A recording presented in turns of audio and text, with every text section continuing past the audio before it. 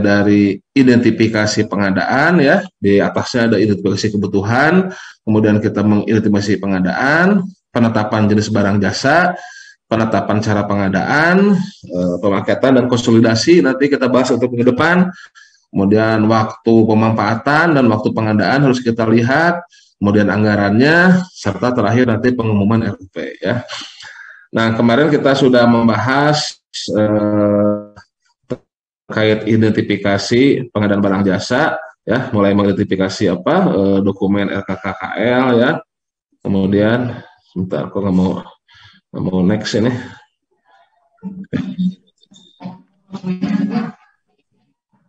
Ya, mulai dari identifikasi dan sekarang kita masuk ke cara pengadaan. Masuk ke cara pengadaan ya. Oke, setelah sebelumnya penetapan jenis barang jasa, yang mana kita tahu bahwasannya jenis barang jasa ada barang, ada konstruksi, konsultan, jasa lainnya, dan pekerjaan terintegrasi. Dan kemudian nanti kita bahas juga terkait cara pengadaan. Oke, identifikasi sudah kemarin ya, kemudian juga jenis barang jasa. Nah, di awal kita harus tahu kita akan melakukan pengadaan itu jenis barang jasanya termasuk barang apa ya. Ada 4 jenis barang jasa kan ya, ada 4 jenis barang jasa. Pertama ada barang, ada konstruksi, ada jasa lainnya, ada konsultan, dan ada pekerjaan terintegrasi. Kalau secara umum, secara umum ya, sebetulnya biasanya pembagian pengadaan itu hanya goods and services, yaitu barang dan servis. Jadi yang di bawah ini, yang konstruksi, jasa lainnya, konsultan, itu ada juga yang menyebutkan servis ya, di mana kalau jasa-jasa layanan ini sudah tipis beda-bedanya, biasanya standarnya sudah kuat. Ya kalau di luar biasanya mereka hanya membedakan good, work, and services. Jadi barang, works itu konstruksi, jasa layanan dan konsultan bisa disatukan menjadi jasa layanan ataupun services. Nah, tapi kalau kita membagi menjadi 4 bagian ya, barang ya, barang ini adalah benda ya, yang berwujud atau tidak, bergerak atau tidak ya, dapat diperdagangkan dan biasanya sudah ready stock, sudah siap diperjualbelikan ataupun sudah siap diproduksi massal. Ya, seperti bahan baku, barang setengah jadi, barang jadi atau peralatan makhluk hidup ya. Ya, kalau dalam contoh realnya seperti mulai dari komputer, furniture ya, lampu, nah itu barang ya. Dan biasanya itu sudah siap di pasaran dan bisa diperdagangkan. Ini barang ya. Nah, ini penting kita mengetahui jenis barang jasa di awal ketika melakukan perencanaan. Jadi ini kegiatan kita nih masuk jenis barang jasa apa nih? Karena nanti kalau kita melakukan proses pemilihan, terutama ya, kita akan melihat bahwasannya proses pemilihan untuk setiap jenis barang jasa akan beda. Ya, antara pengadaan barang dengan konsultan itu beda. Contohnya misalkan nilai pengadaan langsungnya. Kalau barang kan pengadaan langsungnya sampai dengan 200. Jasa konsultan pengadaan langsungnya sampai dengan 100. Dalam jaminannya, jasa konsultan tidak butuh jaminan. Kalau barang nanti mungkin membutuhkan jaminan untuk jaminan pelaksanaan. Ya. Kalau barang nanti pemeliharaannya digantikan dengan sertifikat garansi. Kalau konstruksi mungkin nanti jaminannya lengkap, mungkinnya bahkan ada jaminan sangat banding kalau terjadi sangat banding. Nah, sehingga di awal kita harus tahu dulu apa ini jenis barang jasanya ya. Selain karena tadi barusan akan langkah berikutnya itu akan berbeda tata cara pemilihannya, nanti juga akan berpengaruh terhadap kontraknya juga ya. Kontrak barang dengan konstruksi itu mungkin akan berbeda term and condition-nya seperti itu. Makanya di awal kita harus tahu apa jenis barang jasanya. Dan tentunya dalam perencanaan nanti dalam isi RUP-nya jangan sampai salah isi ya, jangan sampai konsultan dimasukin barang gitu kan. Nah, jadi ini juga agar bisa mengurangi kesalahan-kesalahan yang ada dalam pengisian RUP ya. Kemudian konstruksi. Nah, kalau konstruksi ini ya ini lebih ke PU1 ya. Ke PU1 ini pekerjaan-pekerjaan pembangunan seperti jembatan, pembangunan gedung ya, bangunan tertentu ya. Ini pengoperasian juga bisa, pemeliharaan juga bisa, pembongkaran ya, atau pembangunan kembali suatu bangunan. Nah, ini konstruksi. Nah, kalau konstruksi ini biasa kita koordinasi dengan PU ya, itu standar-standarnya sudah ada ya, mulai dari harga satuan, analisis harga satuan pekerjaannya, hasil-hasil survei pasarnya. Nah, ini kita bisa berkoordinasi dengan konstruksi ya, terkait pekerjaan-pekerjaan untuk pekerjaan konstruksi. Oke, sudah banyak permen PU juga ya. Terakhir yang mengatur green building ya, nah, itu juga sudah ada di permen PU-nya. Yang mengatur terkait tenaga ahli ya, SBU dan sebagainya. Nah, itu pekerjaan konstruksi. Kemudian ada jasa lainnya. Nah, ini jasa konsultan dulu deh, konsultan dulu. Nah, ada konsultan. Nah, jasa konsultan ini kata kuncinya adalah brainware atau olah pikir. Nah, ini adalah jasa layanan profesional ya, yang membutuhkan keahlian tertentu ya, bisa di bidang konstruksi ya, kalau konsultan konstruksi ya, bisa pertanian, bisa pertambangan, industri dan sebagainya. Survei juga ya, survei yang membutuhkan tenaga ahli ini masuk jasa konsultan. Jadi intinya yang membutuhkan olah pikir. Nah, ini kalau jasa konsultan ini biasanya dilihat dengan tenaga ahlinya. Jadi di dalam HPS-nya, di dalam KAK-nya itu biasanya isi paling banyaknya adalah tenaga ahli. Nanti ada jasa untuk personil dan untuk non personil, dia langsung personil, dia langsung non personil. Ya, itu ada ketentuan nanti di dalam HPS-nya, jasa non personilnya itu tidak boleh melebihi 40%, jadi harus lebih banyak untuk dialokasikan ke tenaga ahlinya, karena ini adalah konsultasi. Kemudian terakhir ada jasa lainnya. Nah, kalau jasa lainnya ini kata kuncinya adalah keterampilan atau skillware ya. Jasa yang membutuhkan peralatan dan teknologi khusus, keterampilan tertentu ya, dalam suatu sistem tata kelola yang telah dikenal luas di dunia usaha untuk menyelesaikan suatu pekerjaan. Nah, contohnya ini adalah jasa catering ya. Nah, ini keterampilan memasak, keterampilan bebersih, jasa layanan kebersihan ya, keterampilan menjaga gedung, security ya, dan sebagainya.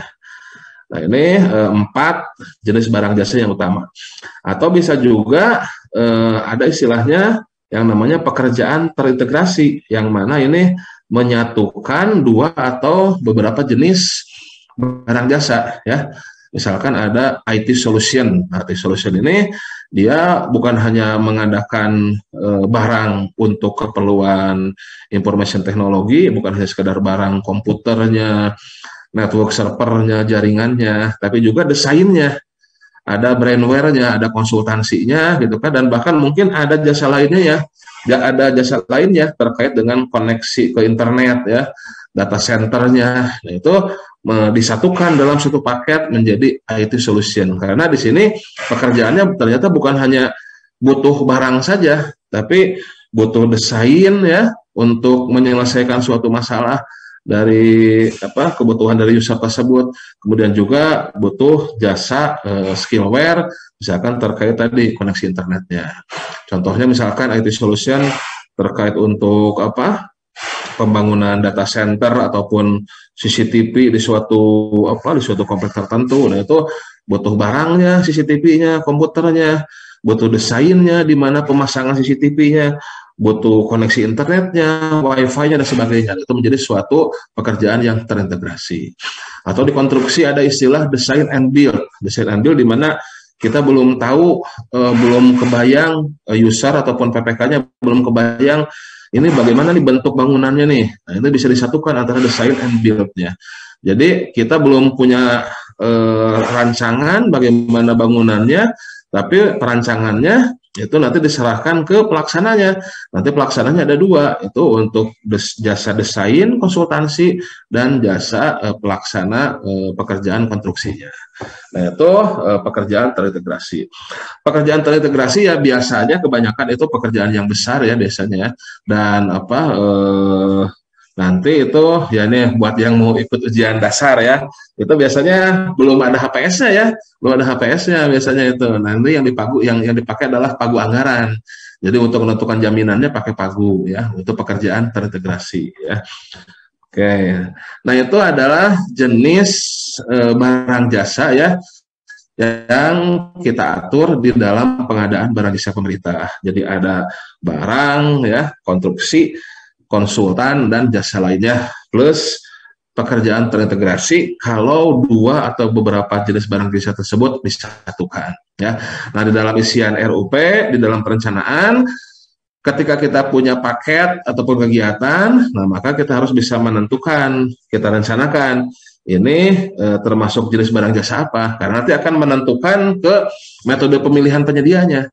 Apalagi nanti kalau kita masuk ke persiapan, akan menentukan speknya, HPS-nya, draft kontraknya ya, dan selanjutnya nanti termasuk metode evaluasinya, penyampulannya, sampai ke pelaksanaannya.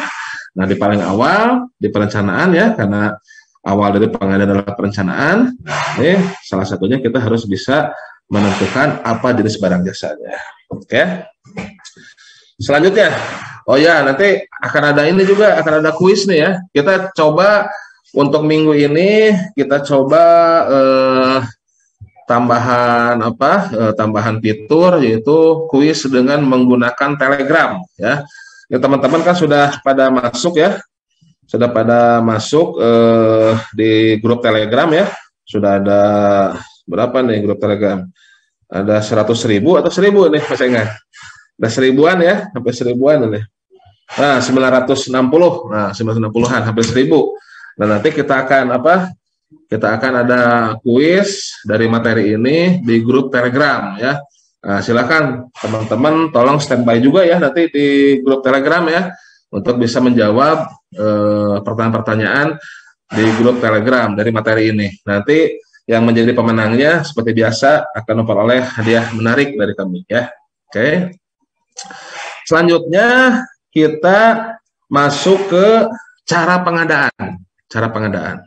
Cara pengadaan itu ada dua ya, yaitu bisa dilakukan oleh kita sendiri ya, dimanage oleh kita sendiri, dalam artian nanti dimanage-nya oleh kita sendiri, tapi dikerjakannya dimanage oleh kita, bisa dikerjakan oleh kita sendiri, dikerjakan oleh KLPD lain, ASN dari KLPD lain, dimanage oleh kita tapi dikerjakan oleh ormas, dimanage oleh kita tapi dikerjakan oleh kelompok masyarakat, nah itu swakelola ya.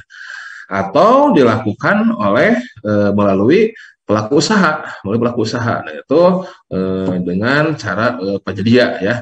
Nah itu juga penting di dalam isian sirup ya, jangan sampai salah memilih ketika punya paket atau kegiatan.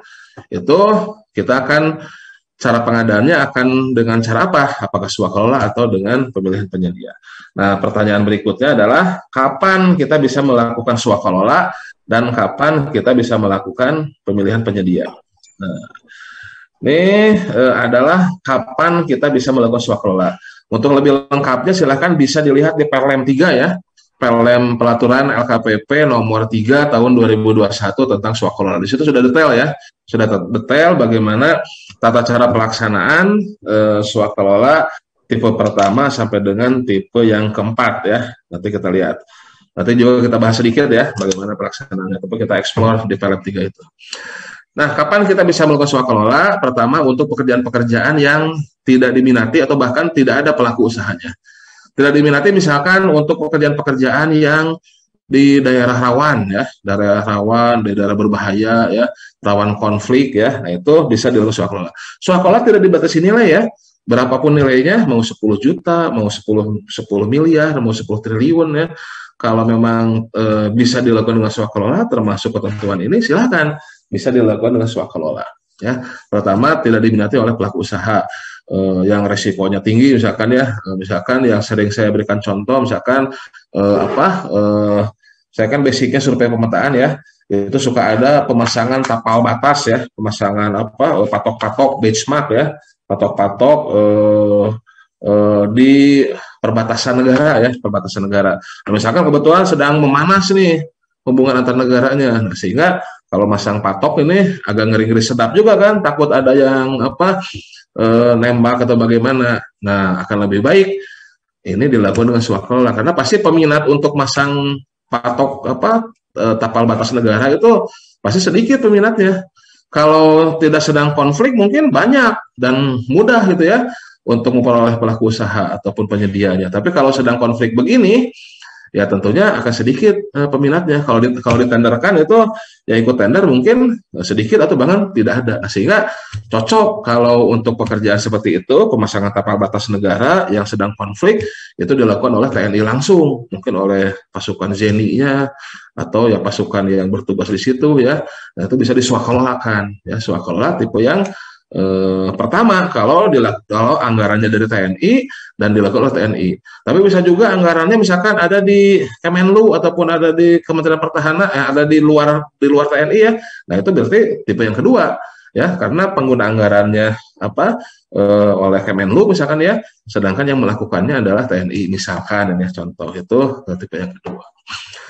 Atau pekerjaan-pekerjaan untuk peningkatan SDM ya, seperti penelitian, pengembangan diklat, BIMTEK, kursus, penataran, seminar, lokakarya, penyuluhan. Nah ini silakan. Misalkan ada sosialisasi terkait pengadaan, seminar terkait tata cara peningkatan usaha mikro kecil ya. Nah, silakan itu bisa dilakukan oleh swakelola. Kontes sayembara juga ya, kontes sayembara itu juga bisa dilakukan dengan swakelola. Misalkan sayembara untuk desain ya, kontes-kontes untuk memilih barang tertentu, silahkan bisa dengan swakelola ya. Pekerjaan yang ini juga bisa dilakukan oleh in-house ya, seperti sensus, survei, proses data, kebijakan publik, uji lab ya, pengembangan sistem, aplikasi, tata kelola, atau sistem mutu yang memang bisa dikerjakan oleh sendiri ya, silahkan bisa swakelola. Atau barang jasa yang dalam masih pengembangan, ini dalam pengembangan berarti masih dalam penelitian ya. Nah, ini juga termasuk produk-produk penelitian yang silahkan ini bisa dilakukan oleh swakelola. Atau barang jasa oleh ormas, pokmas, oleh masyarakat. Nah, ini misalkan masyarakat bisa membuat souvenir. Nah, ini bisa kita berdayakan nih dengan swakelola oleh ormas atau pokmas, kita pakai barang jasanya. Apalagi sekarang kita sedang gencar-gencarnya, ya memang harus gencar terus ya untuk meningkatkan produksi dalam negeri yang diproduksi oleh masyarakat ya, oleh UKM silahkan. Atau pekerjaan yang memang kebutuhannya ini dari masyarakat dan harus dilakukan partisipasi oleh masyarakat. Nah, ini swakelola tipe yang keempat. Oke, kemudian juga terkait industri kreatif ya, industri kreatif, ekonomi kreatif, budaya dalam negeri ya, festival, parade seni budaya ya, termasuk juga pekerja-pekerja seni. Nah ini silahkan. Ini nanti konteksnya bisa dengan kalau tidak swakelola bisa dengan pengadaan yang dikecualikan. Ya, ini bisa penyedia dalam swakelola berarti nanti. Jadi walaupun ini skup globalnya swakelola, namun bisa juga nanti pemilihan yang melakukannya ini dengan pengadaan yang dikecualikan. Ya, karena ini di dalam pengadaan yang dikecualikan Perlem 5 itu ada seperti masalah industri kreatif, pekerja seni, ya budaya, dan juga masuk pengadaan yang dikecualikan. Jadi nanti kalau Bapak Ibu ada kegiatan, misalkan terkait festival di kotanya gitu ya, atau parade seni di kabupaten kotanya, nah ini butuh hal-hal terkait pekerja seni, film, industri kreatif. Nah ini nanti pengadaan dalam swakelolanya bisa dilakukan dengan pengadaan dikecualikan. Ya gitu, tidak perlu mengikuti Perpres yang di pasal 38 seperti itu. Terakhir, swakelola dapat dilakukan untuk pekerjaan yang bersifat rahasia. Ya rahasia tentunya sesuai dengan undang-undang, seperti pekerjaan-pekerjaan di LPSK, Lembaga Perlindungan Saksi dan Korban, KPK, aparat penegak hukum dan sebagainya. Yang mana memang mereka ada pekerjaan-pekerjaan yang bersifat rahasia dan memang diatur dengan undang-undang. Nah ini kalau memang pekerjaan Bapak Ibu masuk ke dalam kriteria ini ya, yang ada diatur dalam Perlem 3, silahkan bisa dilakukan dengan swakelola. Nah jadi di awal seperti yang sudah dibahas pada minggu-minggu sebelumnya, yaitu terkait istilahnya sourcing lah, pencarian survei pasar ataupun pencarian di mana barang jasanya, di mana pelaku usahanya, siapa pelaku usahanya. Nah, selain kita mencari siapa pelaku usahanya juga kita juga harus mencari kira-kira apakah ada nggak KLPD lain yang bisa memenuhi kebutuhan kita gitu kan. Atau sebelumnya mungkin kebutuhan kita itu sebetulnya bisa dilakukan oleh staf kita sendiri, oleh sumber daya kita sendiri, ya, dengan melakukan swaklola tipe yang pertama, ya. Karena swaklola itu kan ada 4 ya, swaklola oleh KLPD kita sendiri, oleh KLPD penanggung jawab anggaran, KLPD oleh KLPD lain, ya, oleh organisasi masyarakat atau oleh Pokmas, ya. Nah, yang mana dasar pemilihan swaklola itu oleh siapa, oleh kita sendiri, oleh KLPD lain, oleh Ormas atau Pokmas adalah ya siapa yang bisa memenuhi kebutuhan kita, siapa yang memiliki kompetensi, siapa yang memiliki keahlian, atau siapa yang menjadi bang jagonya lah gitu ya. Kalau memang ini pekerjaan konstruksi, memperbaiki jalan, ya kita misalkan di dinas PU ya, yang memang punya keahlian, silahkan, itu bisa dilakukan swaklola tipe yang pertama, karena itu kebutuhan kita terkait terkait dengan pemeliharaan jalan, itu memang keahlian dari kita sendiri, ya berarti silahkan kita lakukan swaklola tipe yang pertama, yaitu dengan melaksanakan pekerjaan-pekerjaan oleh sumber daya yang kita punyai, yang kita miliki sendiri. Nah, itu swaklola tipe yang pertama. Atau ya kita juga bisa eksplor, siapa tahu ada KLPD lain, siapa tahu ada pemerintah lain, ada kementerian, ada lembaga yang memang ya jagonya, yang memang ahlinya untuk kebutuhan kita, ya. Yang sering saya contohkan, ya, kita butuh peta gitu kan, ya. Nah, kita butuh peta. Nah, ini petanya peta apa nih? Kalau peta terkait citra satelit ada 8 jagonya. Karena 8 kan punya stasiun yang bisa memperoleh citra-citra dari satelit NOAA, dari Landsat dan sebagainya, sehingga bisa memperoleh image peta bumi dari penginderaan jarak jauh. Nah, itu 8. Atau kalau kita butuh petanya peta topografi, ya, yang ada garis konturnya, sungainya, jalan segala macam, topografi yang ada benchmarknya, itu bisa ke BIG, ya, ke dulu Bakosur Tanal, ya, sekarang informasi geospasial. Atau kita butuhnya bukan peta itu, tapi peta persil tanah, itu bisa ke BPN, misalkan kerjasama BPN. Atau bahkan butuhnya peta laut. Peta laut butuhnya kedalaman, ya, konturnya bukan kontur gunung tapi kontur di lautan, kedalaman lautan. Nah, itu bisa ke Disidros, ke TNI AL. Nah, itu memang ahlinya, emang jagonya, emang yang bisa memenuhi kebutuhan kita, tergantung kebutuhan kita. Nah, silakan ya yang bisa menyediakan adalah mereka. Kalau mencari pelaku usaha pun sulit, ya. Siapa yang bisa menyediakan peta kontur laut agak susah, ya. Nah, kalau memang adanya di sana, ya kita bisa melakukan swaklola tipe yang kedua, yaitu swaklola dengan KLPD lain, itu seperti itu. Ya, jadi sebelum kita sourcing pelaku usaha, kita bisa lihat juga masing-masing kementerian itu kan pasti ada keahliannya, ada kompetensinya, ya. Kita butuh sosialisasi terkait narkoba, coba nih kontak BNN. Kita butuh sosialisasi terkait korupsi, coba mungkin KPK. Terkait pengadaan, hubungi kami, ya, LKPP misalkan, dan sebagainya. Nah, itu swaklola tipe yang kedua, ya. Nah, atau bisa juga bang jagonya itu, yang ahlinya itu ada di Ormas, ada di LSM, ya, ada di yayasan, di perguruan tinggi swasta misalkan, ya. Dan silakan, ya, misalkan kita butuh kajian terkait lingkungan hidup, ada Walhi, ya. Kita butuh masalah kajian korupsi, ada ICW, ada Transparansi Internasional.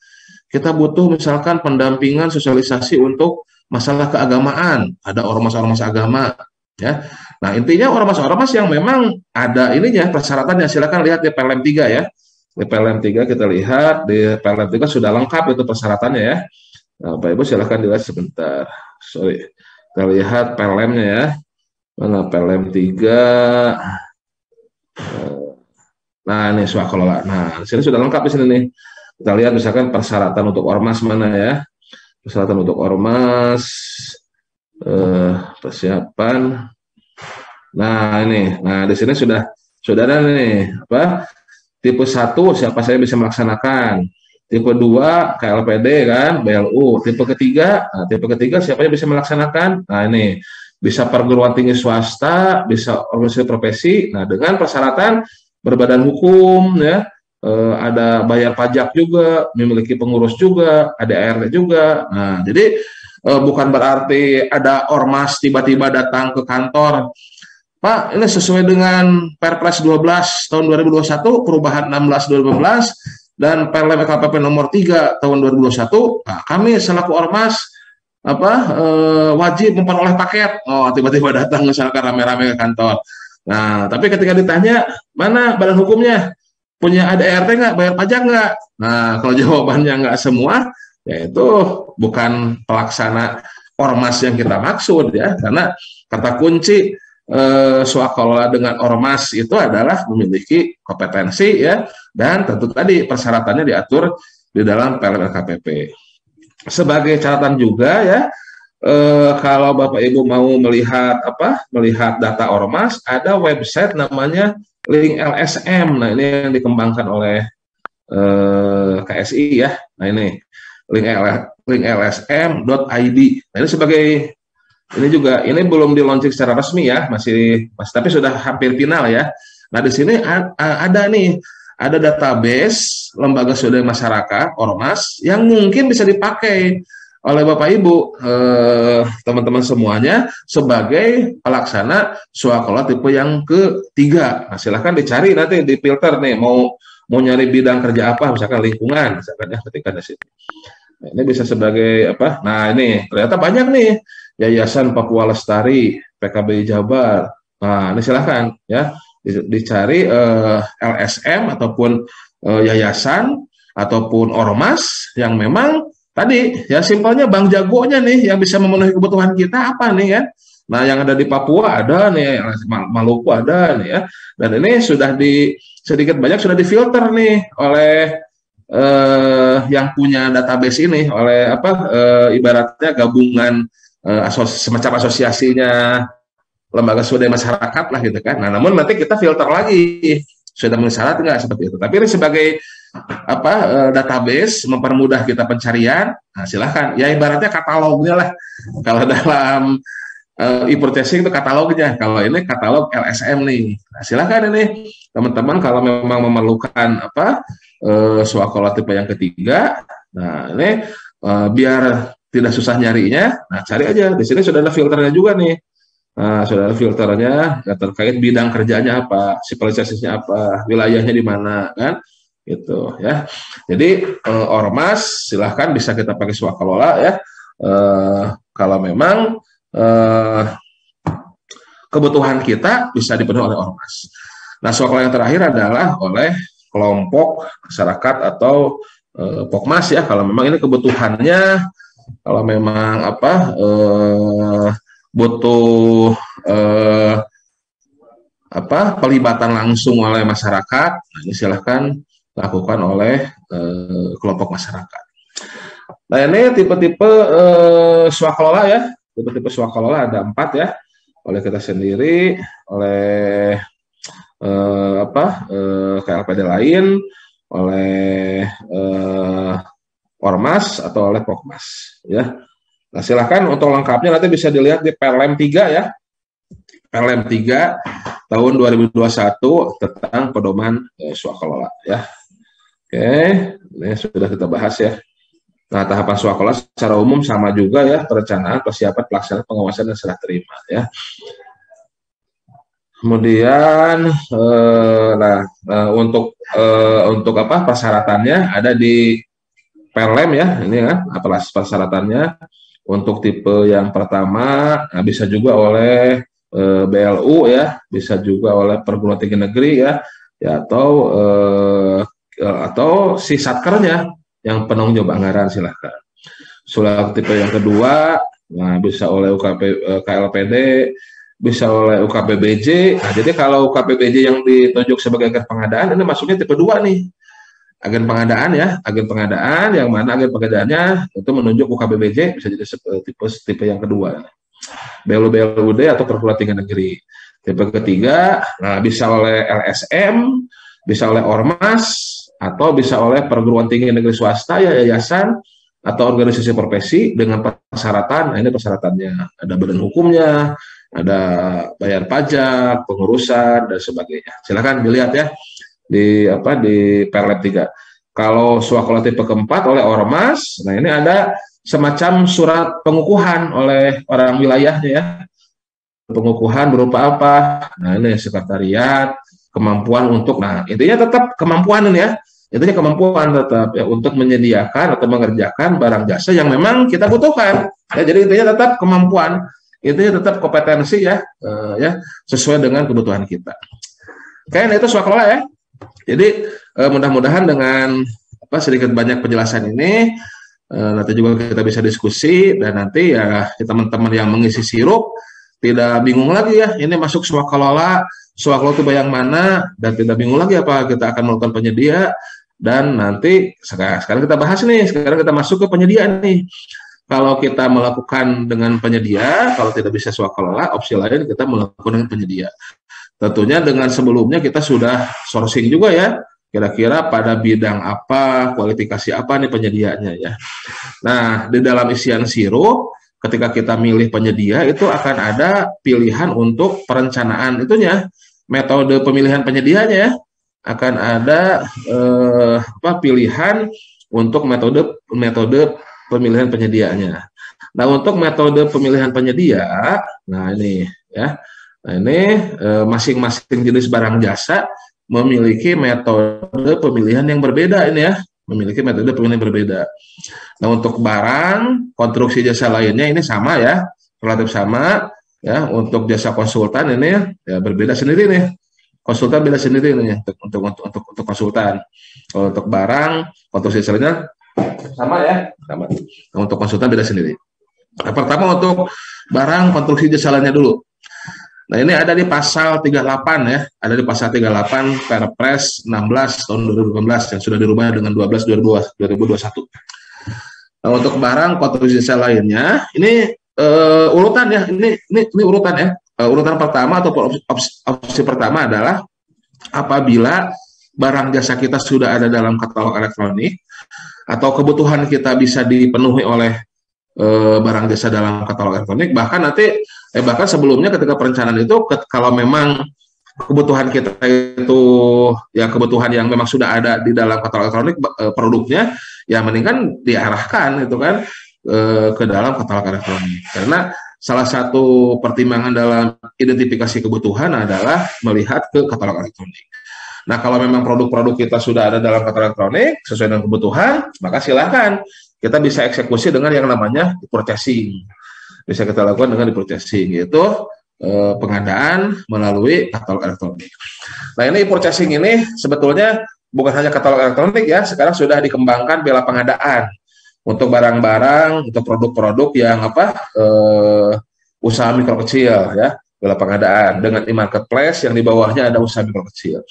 Kemudian juga sudah ada toko daring ya, sudah siap dikembangkan juga toko daring ya.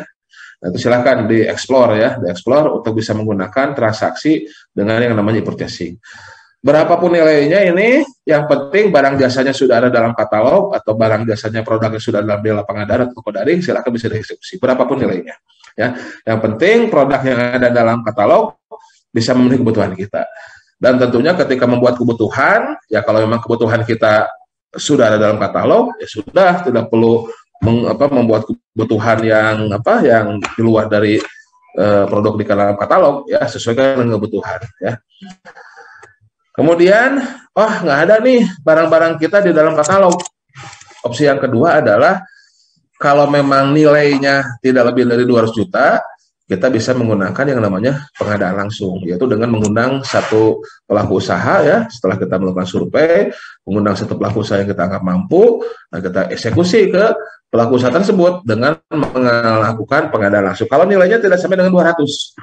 Nah, ini pengadaan langsung kita arahkan semuanya, semua pengadaan kita sudah arahkan dengan sistem pengadaan secara elektronik ya, yang mana kalau pelaku usahanya sudah ada dalam sikap, ya udah bisa dieksekusi dengan pengadaan langsung melalui SPSE.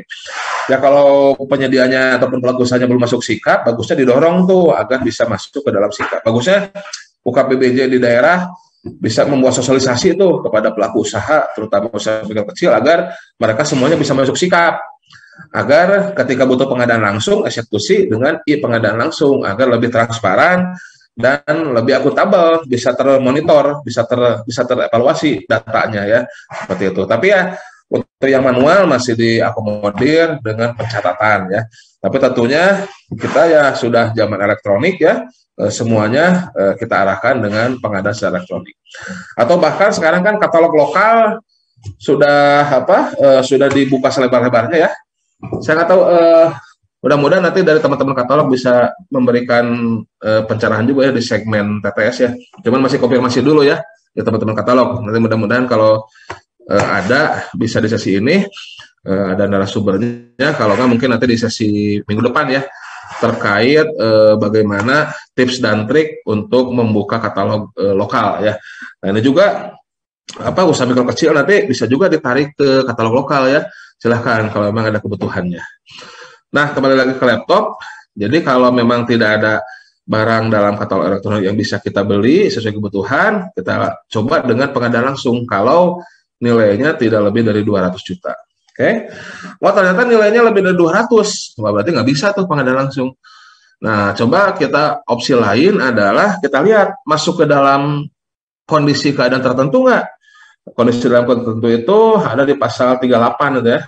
38 kalau memang termasuk dalam kondisi tertentu, pasal 38 huruf 4 atau huruf 5 saya lupa.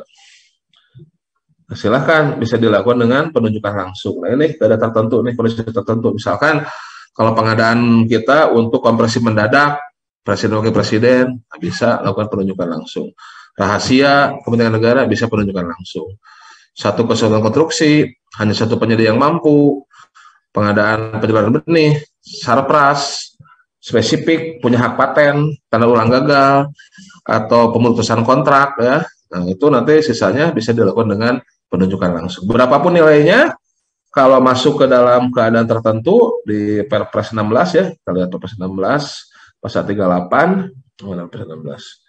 Nah, pasal 38 kita bisa melakukan penunjukan langsung. Kita lihat pasal 38, nah nih. Nah, pasal 38,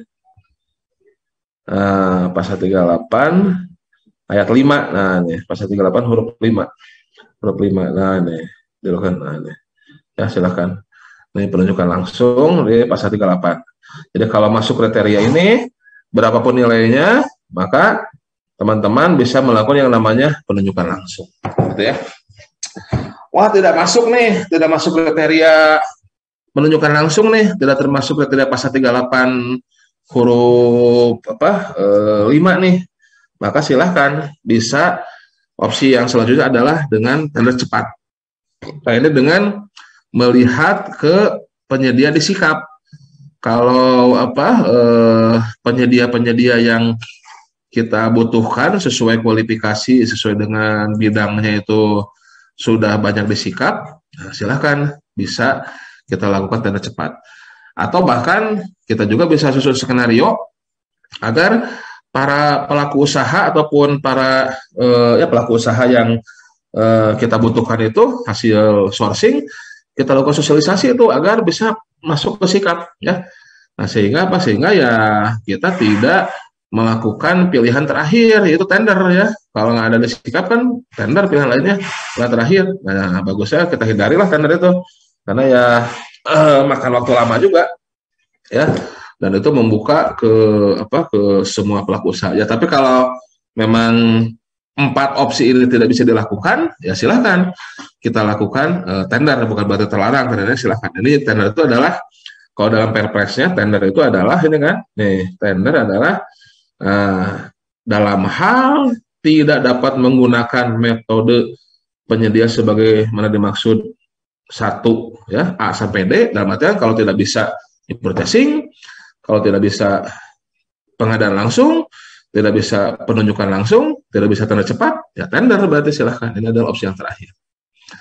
Gitu ya. Nah, itu adalah metode-metode pemilihan yang dapat kita gunakan ya untuk barang, konstruksi, dan jasa lainnya. mulai dari purchasing, pengadaan langsung, penunjukan langsung, tanda cepat, dan tender. Nah, saya ulangi resumenya, kalau barang jasa kita sudah ada dalam katalog, bela pengadaan, dalam toko daring, lakukan purchasing. Kalau nilainya tidak lebih dari 200 juta, lakukan pengadaan langsung, mengundang satu pelaku usaha. Kalau termasuk keadaan tertentu, pasal 38, ayat 5, lakukan penunjukan langsung. Berapapun nilainya, penunjukan langsung tidak dibatasi nilai. Kalau pengadaan langsung, sama dengan 200. Pengadaan langsung dan penunjukan langsung mirip metodenya dengan mengundang satu pelaku usaha yang kita anggap mampu. Ya. Kalau tidak bisa, pilihan lain, sikap. Kita giring pelaku usahanya agar daftar di sikap. Kalau sudah banyak di sikap, pelaku usahanya lakukan tanda cepat. Tanda cepat itu bisa cepat ya, terutama untuk pekerjaan yang sederhana. Opsi terakhir, kalau tidak bisa menggunakan 4 metode pemilihan lain, silakan lakukan dengan tender. Nah, ini metode-metode pemilihan penyedia ya untuk BPKJL, untuk barang, konstruksi, dan jasa lainnya. Satu lagi, kalau untuk konsultan. Nah, kalau konsultan ini tidak ada katalog elektronik ya, jadi di dalam katalog elektronik belum ada jasa konsultan, jadi belum bisa melakukan purchasing ya. Nah, kalau purchasing paling kita bisa melakukan pengadaan langsung untuk nilai sampai dengan 200. Nah, ini threshold konsultan pengadaan langsung yaitu kalau di BPKJL 200, kalau di konsultan 100 juta ya threshold. Jadi kalau nilai konsultannya tidak lebih dari 100 juta, maka bisa dilakukan pengadaan langsung. Atau kalau masuk ke dalam kriteria tertentu ya, seperti tadi rahasia, hak paten, silakan bisa dilakukan dengan penunjukan langsung. Ya. Nah, kalau nggak bisa penunjukan langsung, tanda cepat bisa nggak? Nah, ini konsultan juga belum banyak di tanda cepat nih. Jadi opsi lainnya hanya dengan seleksi. Seleksi seperti tender. Seleksi itu seperti tender. Jadi pelaksanaan seleksi itu mirip dengan pelaksanaan tender. Jadi membuka pengumuman seluas-luasnya. Nah, itu metode untuk penyedia ya, metode untuk pemilihan penyedia yang diatur di dalam Perpres 16 ya.